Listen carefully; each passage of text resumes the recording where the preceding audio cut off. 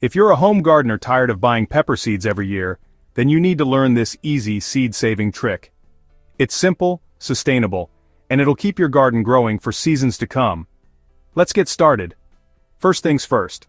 Always pick the healthiest, ripest peppers from your plant. Look for ones that are deep red, orange, or yellow, depending on your variety.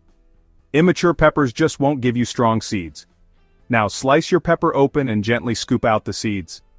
Try not to crush them, just loosen them with your fingers and drop them into a small bowl. Here's a pro tip.